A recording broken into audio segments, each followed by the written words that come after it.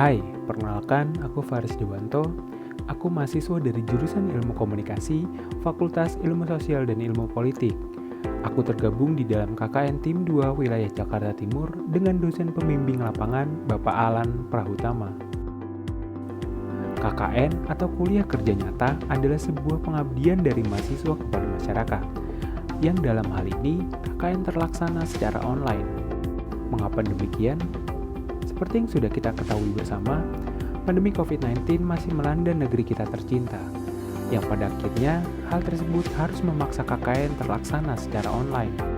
Memang bisa KKN secara online? Tentu saja bisa.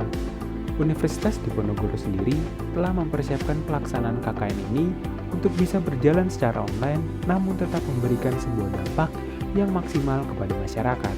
Hal tersebut dibuktikan dalam tema yang dipilih pada tahun ini, yaitu sinergi perguruan tinggi dengan masyarakat di masa pandemi COVID-19 berbasis pada tujuan pembangunan berkelanjutan.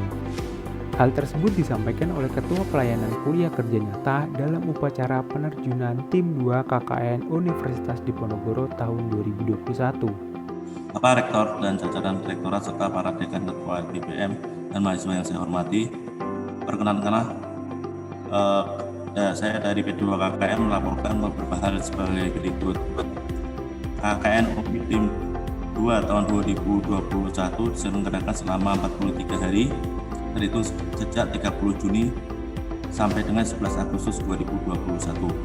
Jumlah peserta KKN secara keseluruhan adalah 4.380 mahasiswa dari 11 fakultas yang diterjunkan di Indonesia dalam 28 provinsi, mulai dari Aceh sampai Papua Barat, yang terbagi dalam 170 kabupaten atau kota yang terlibat, yaitu provinsi di wilayah bagian barat Aceh, Riau, Kepulauan Riau, Sumatera Utara, Sumatera Selatan, Sumatera Barat, Lampung, Bengkulu, Jambi, Batam. Untuk Jawa, Banten, DKI Jakarta, Jawa Barat, Jawa Tengah, Jawa Timur, DIY, Kalimantan, Kalimantan Barat, Kalimantan Selatan, Timur, dan Kalimantan Tengah. Dan Indonesia bagian timur, Bali, NTB, NTT, Papua Barat, Sulawesi Barat, Sulawesi Selatan, Sulawesi Tenggara, Sulawesi Utara. Dengan adanya kasus pandemi COVID-19, maka kegiatan KKN Tim 2 tahun 2021 mengalami perubahan. Salah satu perubahan adalah KKN yang biasa dilakukan secara kelompok atau tim, maka pada KKN periode ini dilakukan dengan secara mandiri atau individu atau dikenal dengan KKN pulang kampung. Lokasi KKN berdasarkan domisili atau kampung halaman dari mahasiswa atau dapat memilih lokasi diatur di luar domisili dengan alasan tertentu dan dengan memperhatikan protokol kesehatan di masa pandemi COVID-19 ini. Sebelum penerjunan, mahasiswa KKN sudah dibekali oleh dosen KKN dengan pembekalan materi terkait SDGs, COVID-19, pemberdayaan masyarakat, teknik representasi, dan lain-lain.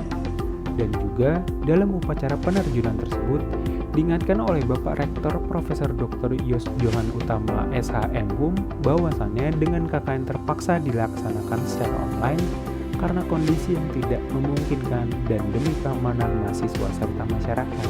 Kemarin saya harus ke IGD 2 minggu yang lalu.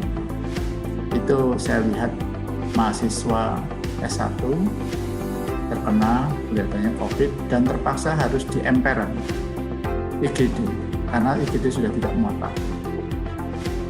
Dan di rumah sakit bahkan sampai di pelataran-pelataran.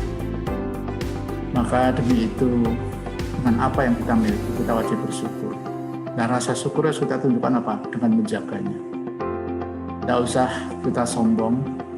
Mungkin Anda belum pernah merasakannya, tapi kalau sudah merasakan, seolah-olah pintu maut ada di sebelah Anda. Pintu alam barzah sudah ada di sebelah Anda. Tidak perlu saya panjang lebar. Mungkin mahasiswa mengira bahwa tidak akan kena karena masih muda. Sekarang korbannya justru banyak muda-muda. Kebetulan saya mengawasi juga di Rumah Sakit Karyadi, ya. Dari Undip sendiri pasti ya, banyak sekali anak-anak muda yang sekarang terpapar oleh COVID ini. Jaga kesehatan itu. Ya.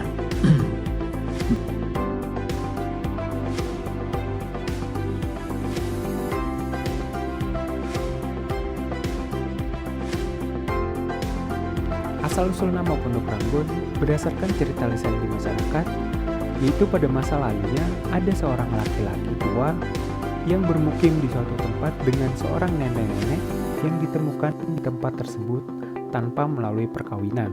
Bagi masyarakat Sunda, menyebut kehidupan kakek nenek itu dengan istilah ranggon. Karena kakek nenek itu tinggal di suatu pondok, maka masyarakat menyebut tempat itu dengan nama Pondok Ranggon. Secara geografis, wilayah ini mempunyai luas kurang lebih 366,015 hektar dan mempunyai jumlah penduduk kurang lebih 30.260 jiwa. Dan jika dilihat dari tata letak kota Jakarta, Pondok Ranggon adalah daerah yang berbatasan langsung dengan salah satu provinsi terbesar di Pulau Jawa, yaitu Jawa Barat. Kelurahan ini berbatasan dengan Mabes TNI di sebelah utara, Kelurahan Munjul di sebelah barat, Kelurahan Jatiraden Bekasi di sebelah timur, serta Kelurahan Harjamukti di sebelah selatan. Oleh karena itu, wilayah Kelurahan Pondok Ranggon merupakan daratan dengan nilai strategis karena berhubungan langsung dengan jalur perlintasan alternatif dari kawasan Cilangsi Bogor, Kranggan Bekasi, dan Kelurahan Harjamukti Depok. Jika melihat penjelasan di atas, dapat dikatakan bahwa daerah Pondok Ranggon mempunyai tingkat aktivitas yang tinggi, di mana hilir mudik manusia ataupun kendaraan silih berganti hadir melewati daerah ini untuk menuju tujuannya masing-masing. Dari hal tersebut, pada akhirnya penyebaran informasi juga mengalami hal demikian. Walaupun secara tata letak, Pondok Ranggon adalah daerah pinggiran kota Jakarta, namun tetap intensitas dari penyebaran informasi menjadi hal yang sulit untuk dibendung. Pada awalnya ini menjadi sebuah hal yang baik, namun secara perlahan menimbulkan sebuah permasalahan, di mana dengan cepatnya pertukaran informasi yang terjadi, maka keabsahan atau kebenaran dari sebuah informasi menjadi sesuatu yang dinomorduakan. Di masa pandemi seperti ini, penyebaran informasi mengenai COVID-19 dapat ditemukan dengan mudah oleh seluruh masyarakat, termasuk di dalamnya informasi yang berkaitan mengenai vaksinasi hoax. Kedua hal tersebut menjadi salah dua permasalahan yang timbul di dalam wilayah Pondok Ranggon, di mana masih kurangnya informasi mengenai vaksinasi yang terjadi di wilayah Pondok Ranggon, dan juga penyebaran hoax mengenai COVID-19 kerap ditemukan di wilayah ini. Kedua hal tersebut tentunya menjadi sesuatu yang merugikan bagi pemerintah ataupun kita semua dalam menangani pandemi ini, di mana hal tersebut haruslah segera mungkin dapat teratasi. Walaupun demikian, Pondok Ranggon mempunyai sebuah potensi yang sampai saat ini menjadi nilai jual, yaitu bahwa Pondok Ranggon menjadi sebuah wilayah yang mudah untuk menerima sebuah informasi. Keterbukaan masyarakat dalam menerima informasi tersebut yang pada akhirnya menjadi sebuah potensi bagi wilayah Pondok Ranggon itu sendiri. Hal tersebut yang membuat wilayah ini mempunyai potensi dalam diri masyarakatnya yang mudah untuk berkembang, sehingga secara tidak langsung dapat membantu perkembangan negeri lebih cepat. Berdasar pada permasalahan dan potensi dari wilayah di atas, dengan tersebut, aku melakukan sebuah program yang dapat membantu masyarakat untuk bisa lebih baik, yaitu program sosialisasi tentang mengedukasi vaksin kepada masyarakat dengan grafis menarik dan interaktif, serta program edukasi kesadaran akan hoax mengenai COVID-19. Apa sih program sosialisasi vaksin itu? Hal ini adalah sebuah jawaban atas masih banyaknya masyarakat yang merasa ragu terhadap vaksin, maka dari itu, aku sebagai mahasiswa tergerak untuk bisa membantu untuk mengedukasi masyarakat dengan pendekatan interaktif. Dengan pendekatan yang interaktif akan membuat kesan atau isu yang beredar mengenai sebuah vaksin bisa secara perlahan dapat dipahami oleh masyarakat dengan pemahaman dan pentingnya vaksinasi di masa pandemi seperti ini. Pendekatan interaktif ini dilakukan dengan menggunakan penyebaran poster di grup WhatsApp dan jika memungkinkan akan dilakukan penyebaran pamflet secara offline, di mana hal tersebut nantinya diharapkan dapat membuat keinginan masyarakat yang tadinya tidak ingin divaksin menjadi ingin divaksin. Lalu, program sosialisasi hoax itu apa? Program ini berfokus pada pemberitaan hoax mengenai COVID-19 di Indonesia, di mana di Indonesia sendiri penyebaran berita hoax sudah bukan lagi hal yang asing. Sudah sejak lama, pemberitaan mengenai sebuah isu tidak sesuai dengan fakta yang ada.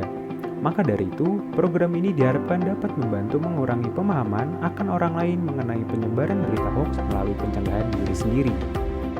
Lalu, apa media sosialisasi? Kan lagi pandemi gini. Ingat pesan Pak Rektor tadi? Jaga kesehatan itu. Nah, Dari situ aku menerapkannya secara online. Dengan bantuan visualisasi secara poster dan video adalah jalan yang aku pilih, mengingat hal tersebut adalah konten yang disukai oleh wilayah ini. Apakah berhasil? Untuk itu coba tanyakan kepada orang yang menjadi perwakilan wilayah tempat aku KKN yuk. Assalamualaikum warahmatullahi wabarakatuh. Kami sebagai perangkat lingkungan di tempat tinggal Faris, terima kasih banyak atas program-program yang disampaikan saudara Faris dalam hal ini tugas KKN,